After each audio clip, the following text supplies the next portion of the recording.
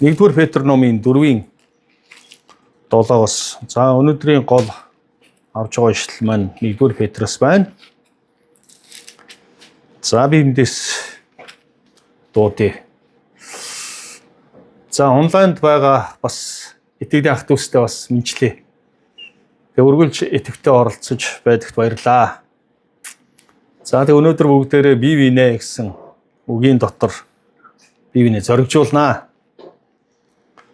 За 1-р Петр номын 4-7-оос 11. Бүх юмсийн төгсгөл ойр ирчгээд байна. Тиймээс зөв шүүн тунгааж залбиралдаа эрүүл байх тун. Юуны өмнө бие бие халуунаар хайрл. Учир нь хайр бол тоо томшгүй нүглийг далддаг юм аа. Гомдлохгүйгээр бие биедээ зочломтгой бай. Хүн бүр хүлээн авсан бэлгээрээ бие биедээ Бурхны олон төрлийн нэгүслийн сайн нэрвчийг үйлчлээ. Ярддаг хүн Бурхны үгийг яаж хэлдэгчлэн яриг, үйлчлэх хүн Бурханаас тэтгэдэг хүчээр үлдэг. Тэгээд бүх зүйлд Есүс Христээр дамжуулан Бурхан алдаршуулгадах юм аа. Есүс Христэд алдар ба ноёрхол нь үеийн үед байх болтугай. Амен. За энэ бие биенээ гэдэг энэ үгийг хаалцахад яг нэг оршид хэсэг дээр мөнхийн эзэн эцэг түүний хүү Есүс ариун сүнс гурав хамтдаа нэг үрлэх юм бол бие биенээ гэсэн энэ амьдрал дотор оршин байсан. Одоо ч оршин ба. За тэгэхээр Давид хаан эзэн зориулж би танд өргөө барьмаар байна гэж хэлсэн. Одоо яг тэгвэл за бид бол ингээд таныг хүндэлдэг ингээд юм майхан байнгын юм нүүдлийн энэ сүм майхан сүм байсан. За танд зориулж ингээд үнэхээр энэ дэлхийд байхгүй үнэхээр сүр жавхлантай гоё тийм өргөөг барьмаар байна гэж хэлсэн. За тэгсэн эзэн хариуд нь за Үүс номор очие. Яг энэ оршил хэсэг учраас би энэ хэсгээр бас бие биенээ гэсэн зүйлийг нэлээд тодтож өгөх хүсэлтэй байгаа. За Үүс номын 7-р бүлэг. За тэгэхээр би хуучин гэрээний хэсэг рүү очихгүй. Яг Үүс номын хэсгээр ирнэ. За 7-р бүлгийн за 46-аас. Давид Бурхны өмнө тааллыг олон Яаковын Бурханд орших газар олон хэмээн тэр гуйсан. Харин түүнд өргөө босгосон нь Соломон болоо. Гэсэн хэдий ч хамгийн дээд нэг нь хүний гараар хийгсэнд оршдгүй. Бөгөөд иш үзүүлэгчийн эзэн айлтгахдаа тэнгэр болбоос миний сэнти, газар болбоос миний хөлийн гишгүүр надад зориулж та нар ямар сууц барих юм бэ? Би ямар газар байна вэ? Энэ бүх зүйл миний мутраар бүтээгдээгүй гэж юу гэсэн байдаг. За тэгээд өргөө барьж өгье гэж хэлсэн. Эзэн үнэхээр танд энэ дэлхийд байхгүй тэр өргөө сүм таны орших газрыг барья гэж хэлсэн. За гэтэл эзэн одоо илэрхийллээс яг тэгвэл энэ дээр хэлсэн байна. Тэнгэр бол миний сэнти. За газар бол миний зүгээр гишгүр. Тэр хүн та надад зориулж юу ч байрсан би тэрэн дотор чинь оршихгүй гэсэн. За тэгээд Давидын хувьд эзэн минь үнэхээр хүн бол ингээд бүгд ингээд одоо амьдрах газартай. Яг л ийм хээр хүн байхгүй шүү дээ. Ямар нэгэн байдлаар ингээд хүний амьдралын одоо бүхэл цаг үед мөнхийн хүсэл нь болохоор хүн ямар нэгэн амьдрах газар өргөө хүсдэг. За өнөөдөр ч гэсэн маш олон хүмүүс гадаадад ажил хийж одоо ингээд хаасаагүй амьдрахдаа аль нэгэн газарт ингээд амьдрах байшин, амьдрах одоо байр, амьдрах өргөг юуны түрүүнд боддог. Айгу сонирхолтой байгаа зү. За гэтэл яг эзнийг хүндэлдэг хүмүүс бас эзэн зориулж бас тийм өргөөг яг амьдралынхаа туршид тэр өргөө барьж өгөх юмсан гэж хүсдэг. За өнөөдөр бид ингээд Солонгос улсад амьдарч байна. За гэтэл Солонгост янз бүрийн гоё загварын эзний хүндэлдэг өргөө сүм чуулган байх. За гэтэл эзэн энэ бүх зүйлс чинь одоо би өөрийнхөө гараа бүтээсэн зүйлсээ. Тэгэхээр энэ дотор чинь би оршихгүй гэж хэлсэн. За одоо нэг асуулт байгаа. Эзэн тэгвэл хаана оршин амьдардаг вэ? Амьдрах хүсэлтэй бай. Амьдрах дуртай бай. За одоо ингээд өнөөдрийн хамгийн гол сургаалыг тайллыг нэлж байгаа. Яг бие биенээ гэж байгаа тэр амьдрал дотор Бурхан амьдардаг. Вау. Ямар гайхалтай вэ, тэ? За өнөөдөр ингээд хэсэг хүмүүс ингээд хамтдаа яг эзний хүндэлж хагаад тэд үргэлж бие биендээ гэж байгаа энэ харилцаан дотор эзэн амьдардаг. Хэрвээ бие биенээ гэсэн тийм амьдрал байхгүй болчих юм бол тэрэн дотор эзэн амьдрахаа болчдөг. Тэгээ үнэхээр бид эзэнд өргөө барьж өгье, эзнийг үргэлж тэр орон зай дотор нь байлгахыг хүсэж ах юм бол бид цаг үргэлж бие биенээ гэсэн амьдрал дотор амьдрахыг хичээх ёстой юм. Ямар гайхалтай вэ, тэ?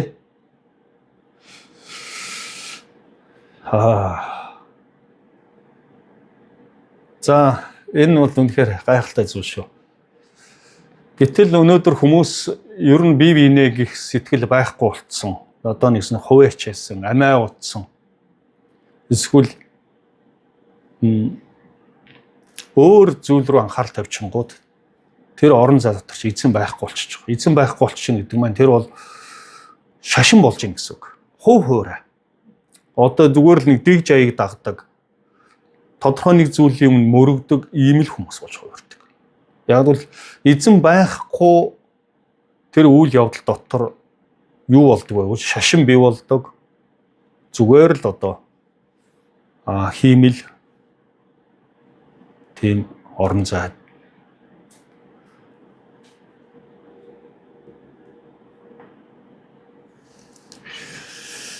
Тиймээс эзэн гурвлаар уршдаг. За энэ гурвал маань үргэлж бие биенээ гэдэг. За бие биенээ гэж байгаа тэр орон зай дотор эзэн оршиж гайхамшигтай зүйлсийг бүтээж эхэлт юм аа. За тэгэхээр би та бүгдийг өнөөдөр бас урамшуулж, зоригжуулмаар. Үргэлж та зүрх сэтгэлдээ юу бодож байх ёстой вэ? За би өөрөөсөө үргэлж одоо энэ эзнийг хүндлэх энэ өргөөндөө бие биенээ гэдэг энэ харилцааг чухалчилж энэ харилцаан дотор амьдрах ёстой шүү гэдгээ энэ үн цэнийг тавих ёстой юм. За тийхгүй л байх юм бол үнэхээр бэрхшээл үүснэ. За тэгээд яг энэ зүйлийг Петр элч маань тунхагласан. За яагаад энэ тунхаглах хэрэгтэй болсон гэвэл одоо энэ амьдралын цаг үеийн төгсгөл ирж байгаа тухай хэлсэн. За өнөөдөр энэ төгсгөлийн цаг үе өнөөдөр ирсэн байна. Төгсгөлийн цаг үед маш олон газар одоо дайн болно гэсэн. За одоо бид юу вэ? Дайныг одоо өдөр бүрийн мэдээлэлээр одоо ингээ харж байна. Үнэхээр аимшигтай байна. За тэгээд дахал өвчин ирнэ гэсэн. За тэнийг бид үнэхээр биеэрээ мэдэрлээ. За тэгээд олон газар байгалийн гамшиг, газар хөдлөлт ингээд. За энэ бүх шинж тэмдгүүд нь өнөөдөр төгсгөл ойртож байна гэдгийг илтгэн харуулж байна. За ялангуяа энэ төгсгөл ойртож байгаа үед бид бүр ч илүүгээр бие биенээ гэдэг энэ амьдрал дотор амьдрахыг шаардж байгаа гэсэн үг. За энэ дээр хэлсэн байна. Тиймээс зөв шүүн тунгааж залбиралдаа эрүүл байх тун. За энэ дээр залбиралдаа эрүүл бай гэдэг нь өнөөдөр бид өөрийнхөө энэ амьдралд болж байгаа энэ бодит зүйл дээр нүүр тулж эзэндөө хашгирах хэрэгтэй гэсэн үг.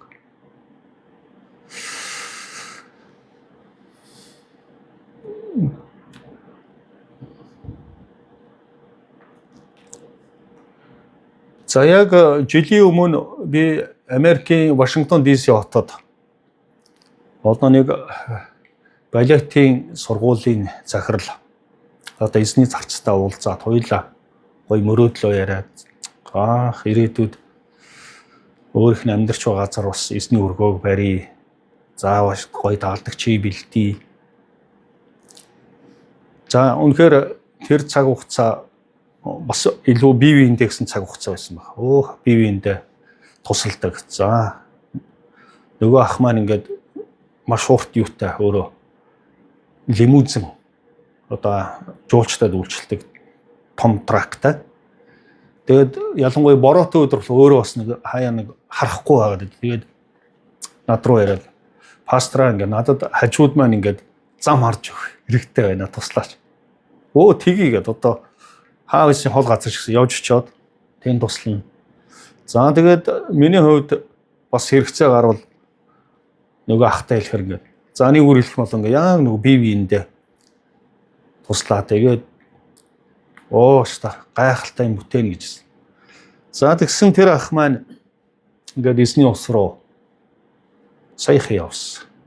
Тэгээд надад бол үнэхээр хамааргүй байсан. За энэ юу хэлж байгааг бол бид ирээдүйд юу болохыг мэдэхгүй. Тэгэхдээ бидэнд олдож байгаа яг энэ амьдралын цаг хугацаанд өнөөдөр бид бие биендээ гэсэн зүрх сэтгэлтэй амьдралыг зориулах хэрэгтэй юм аа. Яг бол төгсгөл ирсэн байна. Маш олон гамшиг болж байна. Маш олон баталгаагүй зүйлсүүд байна. За тэгэхээр нэгдүгээрт нь болохоор бид бие биенээ халуунаар хайрлаа гэсэн байна. За энэ дээр хэлж байна. Юуны өмнө бие биеэ халуунаар хайрлаа. Учир нь хайр бол тоо томшгүй нүглийг далдалдаг юм аа. За нэм гариг болгон хүмүүс чуулгандаа ирэх юм бол ер нь бие биенийгээ ер нь хайрлж байгаа гэсэн үг бас биш дээ. Хангалтгүй. За гэтэл ямар үед бид бие биенээ хайрлж байгааг бол яг амьдралынх нь үйл явц дотор нь ороод ингээд туслаад эхлэх үед тэр хүн зарим талаараа аюу сул тал байдаг, бас давуу тал байдаг. Тэгээ тэр бүгдийг одоо далдлна гэсэн үг. Ялангуяа одоо гэр бүлийн ойр дотны хүмүүс тэрийг бол сайн мэднэ. Яг л нэгнийхэн одоо юу нь сул талтай, юу нь давуу талтай тэрийг нь далдалж амьдардаг. Яг л ойр дотн байгаа бие биенээ гэж байгаа учраас энэ бүгдийг далдалдаг. За тэгвэл бид илүү ойр дотн хүмүүстэй харилцаа тогтоох үед тэр асуудалтай нүүр тулж түүнийг зоригжуулж, урамшуулж хайрладаг. Энэ хайраар дамжуулан хүмүүс улам өөрчлөгддөг. За хайрын элемент. 1-р Коринт номын 13 дугаар бүлэг. За энийг би унших хэрэгтэй боллоо. Яг бол бид нар яг халуунаар хайрлал гэсэн тэр хайрын элементийг одоо хуалцах хэрэгтэй боллоо. За 1-р Коринт номын 13 дугаар бүлэг. За би бүр нэгээс нь уншия. Маш гоё. Хэрэг би хүмүүсийн болон тэнгэрлэгч нарын хэлээр ярьсан ч надад хайр байхгүй бол би нүргэлэх харанга хангах цам болох байсан. Хэрэг би иш үзүүлэх чадвартай мөн бүх нууцуд болон бүх мэдлэгийг мэддэг байгаад уулыг нүүлгэх бүр итгэлтэй байлаач надад хайр байхгүй бол би юу ч биш. Хэрэг би өөрийн бүхэл өмч хөрөнгөө таран өгч өөрийн биеийг шатаахад тушаасан ч надад хайр байхгүй бол энэ нь надад ямар ч ашиггүй юм аа. Хайр бол дэвчээртэй энэрэнгүй юм.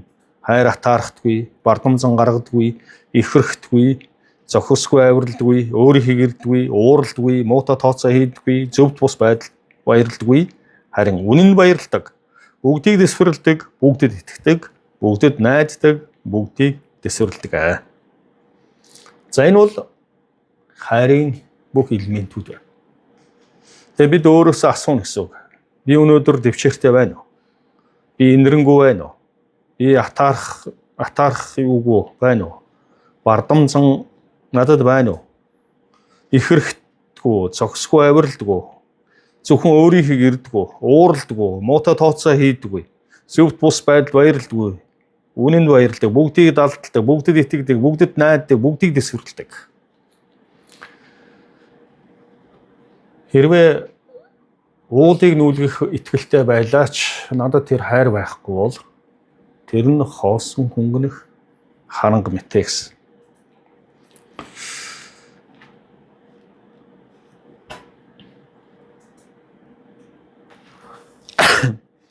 За тэгэхээр өнөөдөр би та бүгдийг одоо зоригжуулж байна. Одоо бие биенээ халуунаар хайрлаа. За яг энэ бие биенээ гэдэг энэ хайрлж байгаа амьдрал дотор ч эзэн амьдрнаа. Хайрлахгүй бол эзэн оршиж агуу зүйл хийж чадахгүй.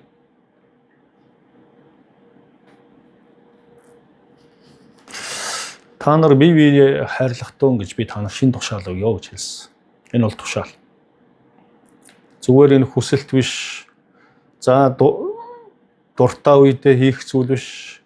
Энэ бол тушаал. Бид ямар ч тохиолдолд яг хайрлахаар бэлэн байх ёстой.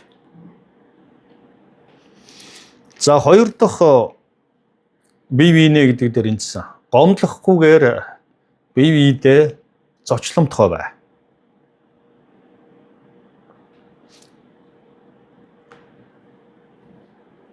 Гомдол бол бидний амьдралд өдөр болгон биднэр рүү товтолдог зүйл.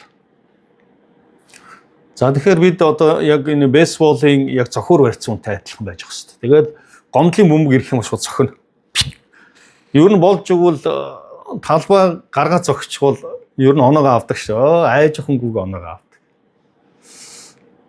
Ер нь өдөр болгон цаг ямагт бидэн лөө гомдол товтолдог. Харин тэр гомдлыг өөртөө ерөөсөө орон зай оруулж болохгүй. Үргэлж зогсоох хэрэгтэй.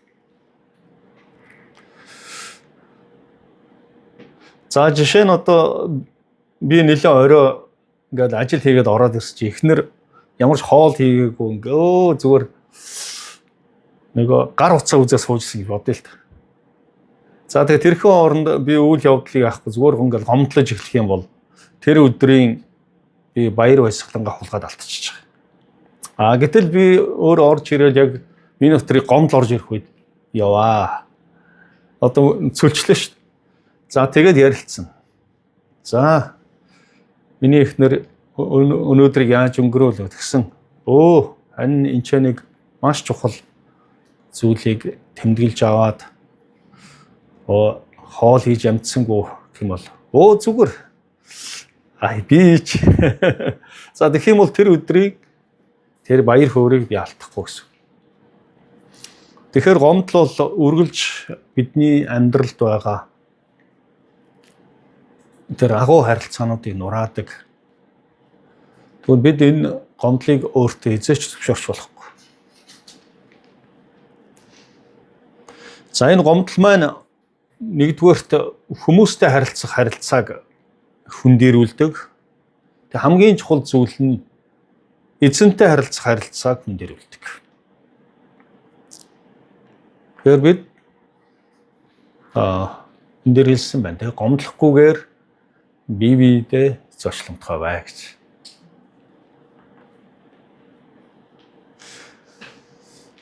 За энэ дээр гуравт нь хэлсэн байна. Хүн бүр хүлээн авсан бэлгээрээ бие биедээ Бурхны олон төрлийн нэгүслийн сайн нэрвчиг үйлчлээ. За энэ дээр бэлэг авьяасын тухай ярьж байна. Хүн бүрт эзэн бэлэг өгсөн. Энэ бэлэг авьяасаараа бид бие биендээ үйлчлэх ёстой.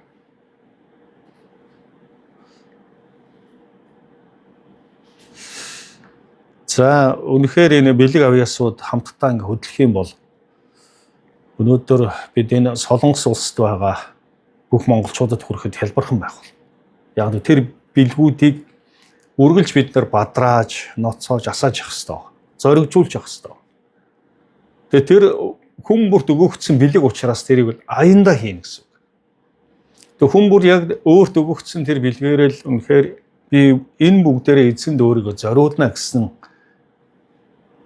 итгэл найдвартайгаар үйлчлэх юм аа. Энэ жишээ болгож ярьсан. Бурхны олон төрлийн нэгүслийн сайн нэрвчиг үйлчлэгсэн байна. Нэрв.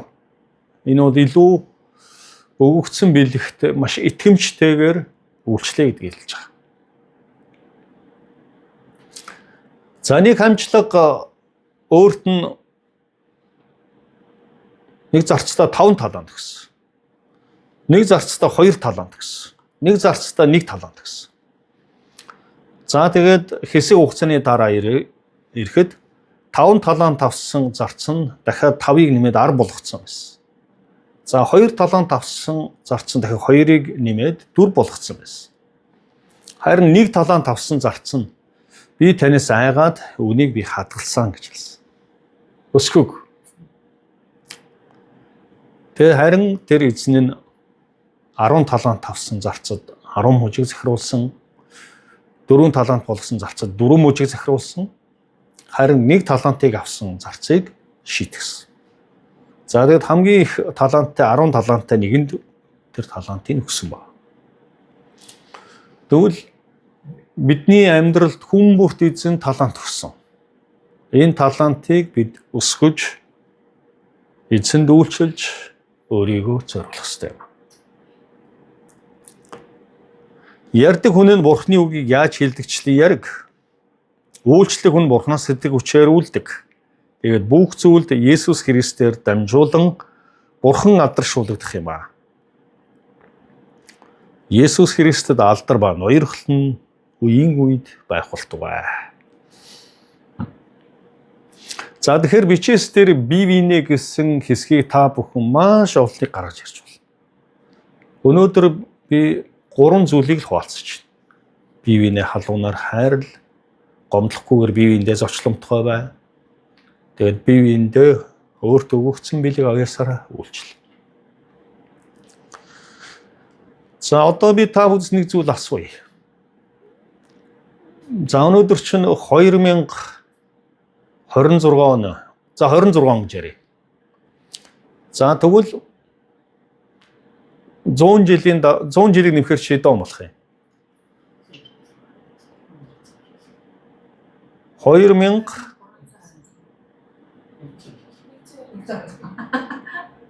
2126 он тий. За яг 2126 онд өнөөдөр мөнхийн нэгүс чуулган ямар байх бол ер нь бодож үзсэн. 100 жилийн дараа. Би бас айгүй баг хугацаад байдаг шүү дээ. Өмнө бас 1000 жил хэлчмээр л байна. За 1000 жилийн дараа байх болов.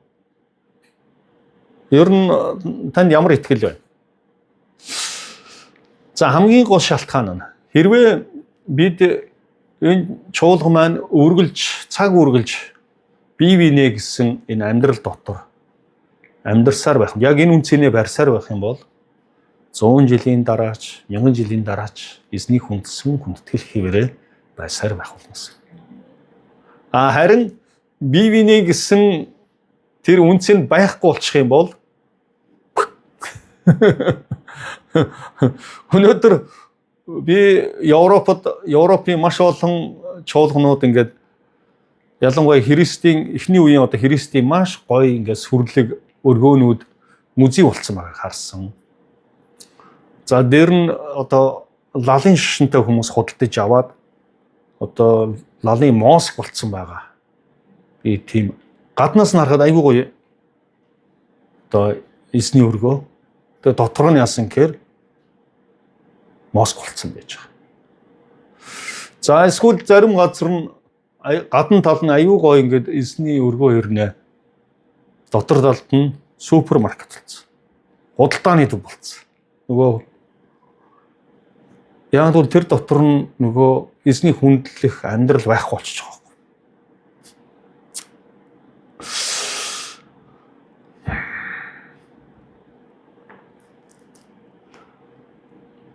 За би Шведийн Стокгольмд нэг үндэстнүүдийн гэрэлгээд байгууллагын захиралтай уулзсан. Тэгээд ярьсан чинь манай Шведэд 1000 жилийн өмнө эзний хүндэлдэг эзний өргөө байдаг гэж хэлсэн.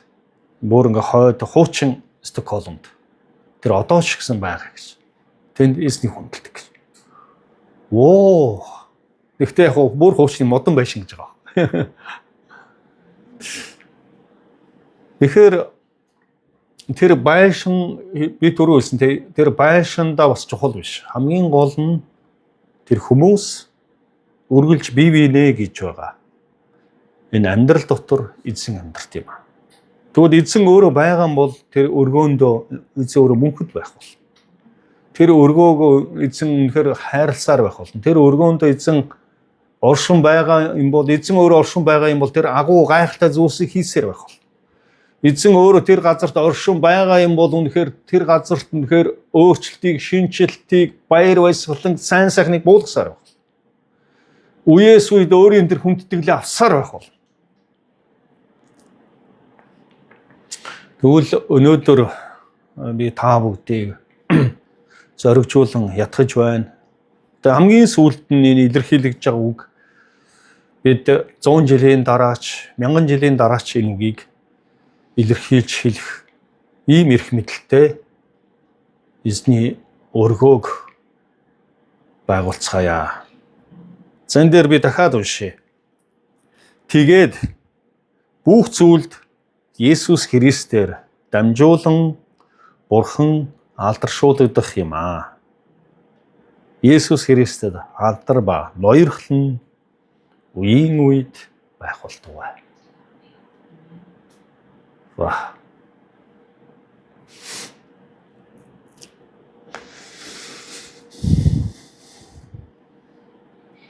За бүгд хамтдаа залбирая. Ямар гайхамшигтай эзэн бэ? Маш энгийн. Тэр бол бидний дотор амьдардаг эзэн. Тэр амьд харилцаан дотор амьдардаг эзэн юм аа. Бие биенээ гэсэн амьдрал дотор оршдог эзэн юм аа.